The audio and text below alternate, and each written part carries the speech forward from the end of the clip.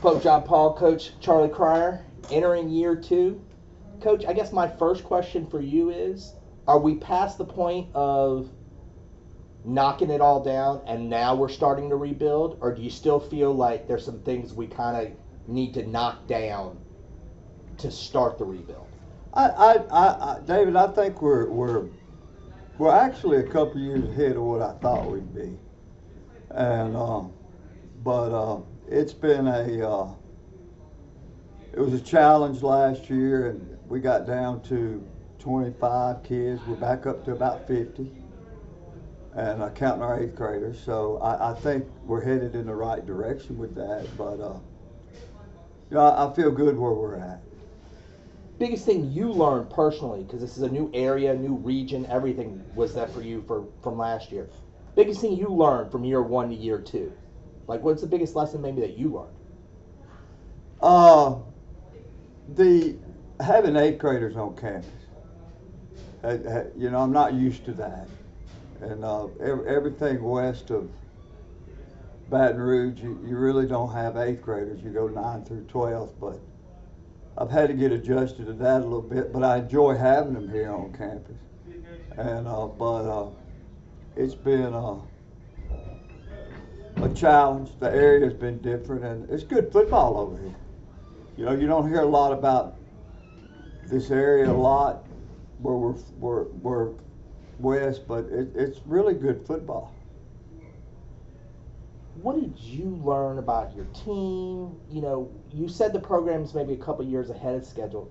Tell me why. What Well, comes into those thoughts to make you come up with that assumption? I think there's structure now here. I think we have some structure, stability. I feel that I've got a coaching staff that's here for a while. They're young guys, but they're hard-working guys, and I think the kids. The biggest thing is the kids see we actually, want them to be successful, but we also care about them outside of football, and I'm not so sure they're used to that.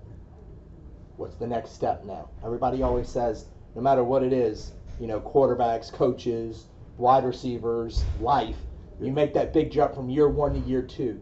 Tell me some of the steps that this program has to take in year two to make that next step up the ladder. Well, they've got to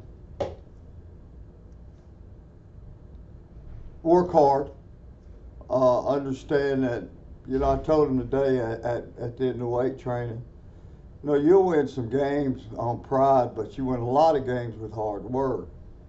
And I think the work ethic's been just from spring till where we're at today has been great.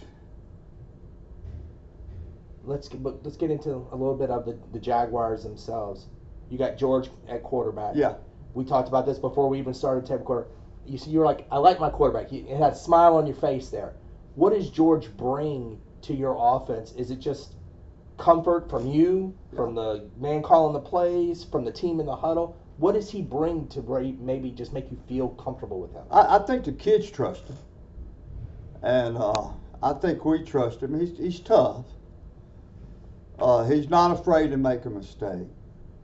Sometimes to the point where he makes too many mistakes, but the biggest thing is trust at quarterback, and he's a tough kid now. He's pretty tough, and he's just going to be a 10th grader. I think the best thing in the world was us starting him last year about week 5 and letting him get, green and ready to go and get experience, and it worked out really well for us. In the backfield, a lot like when I talked with Coach Watney, you're a guy who you don't have we're going to turn around and hand the ball off to a guy 30, 35 times a game. You need a handful of guys. Yeah.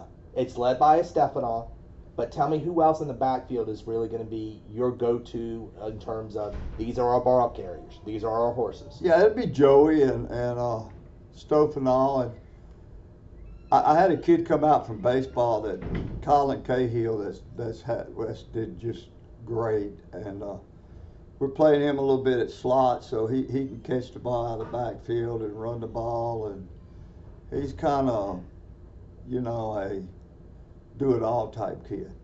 And he's a good athlete. Anybody else in the backfield that you think, Not, we're working on that. It's we've got a couple of young kids coming up. Don't know how they're going to do, but we play Mason Isabel back there in the spring, and he did a good job. Mason's another one of those baseball kids that came out. Right. Joey, Mason, Cahill, they're gonna have to catch the ball as well. Yeah. But yeah. who else at who's in that mix there at wide receiver for you? Warren Capagni had a good job. Did a good job in 7-on-7 this summer, and we had a ninth grader come out that played baseball that didn't play last year. Robbie Warshall, and Robbie he hadn't played football before, but he just gets better and better every day.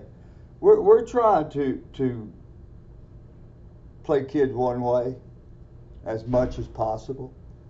Now my skill players, I've got Colin Brindale that'll catch the ball. He plays defensive back, receiver. He played last year receiver. We got Joe Millett who came out. He played before and didn't play last year, but that's been the biggest thing, David, is getting some kids back that didn't trust in the program, and that's helped us out a great deal. Coach Beal kind of talked about that. His numbers in year one are maybe not where he wants, and he thinks if I can prove it to the rest of the student body, those numbers will increase. Are you seeing the products of your good work of year one in that way happening in year two? Yeah, I think so. It's a trust thing. I think they know why we're here, and they know that we want to win. But they also know at the end of the day that we care about them. And I think some of the kids that didn't play last year are saying, hey, these guys are not too bad. They get on to us, but they do trust us. So, I think that's been a real pleasant surprise. And I think, look, getting good kids back out has helped this program a lot. Before we get into your specialists, let's finish out the offense up front. Offensive line, you're only going to go as far as your offensive line goes. Tell me who's in that rotation for you right now. Well, I got Aaron Morrow back at guard. We ended up getting Ethan Sandrock back, who played and is doing a great job. He'll be a senior. Morrow will be a junior. We have Kyle Ferris, who's playing center, who's going to be a 10th grader. I've got a 9th grade tackle, Cameron Couture, and I've got Robbie Christopher Kelly, who is Chris is going to be a junior, plays soccer, big kid. Trey Luminay, who missed last year with a shoulder surgery, he's back and he's doing well. So we've got I've got 5 or 6 guys. Now that we're still young now. Offensively, we're still young, and it's been their progress this summer in the weight room has been unbelievable. Logan is an interesting player because as a head coach, you hope we never have to punt and all we have to do is kick off. Yeah. But he gives you a weapon of if you do have to punt, flipping field position, field goals, and all that kind of stuff. Just talk about the kind of weapon and the kind of player Logan Klotz can be for this ball club. Well, Logan's a great athlete. There ain't a spot on the field Logan can play, but to at that 2A level to have that kid that can flip the field and make you drive 80 yards for a touchdown, which is so beneficial defensively. Because high school kids, it's hard to go 80 yards without making a mistake somewhere down the road. And he works hard. He's got a chance to play at the next level, and I think he'll take advantage of that opportunity. But just punting wise, to be able to you know, flip the field is, you know, that's easy. That's a no-brainer to have that luxury. Before we wrap this up, and I'm going to talk to Chris for defense. I've talked to Buell, Watney, and I'm forgetting somebody. Oh, and Coach Blocker at Fountain Loop. I wrap it up with this with them. I'm not going to ask you wins and losses because I wouldn't do that to any coach because, you know, knock on wood, you don't know what's going to happen. Injuries, players stepping up that you don't know about, and that kind of stuff. What's your gut telling you about the 2019 Jags? Well, the stuff, like, if you're in a bar talking with a friend of yours and you know it's not on the record with a reporter, what's your gut tell you about how you feel the season's going to go?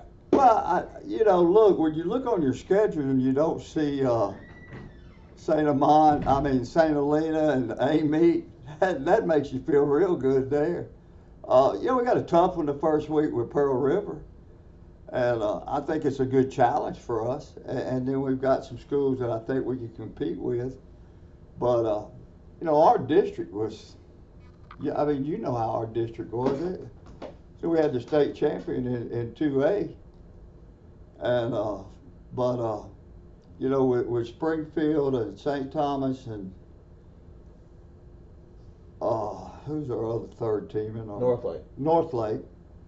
You know, I think we've got a chance to compete, and as much as they do. And, you know, there's some games in there we can win. There's some games we can lose. But, you know, you got to go out and play hard every game and, you know, do the things that you need to do to be successful. And I think the kids have done that.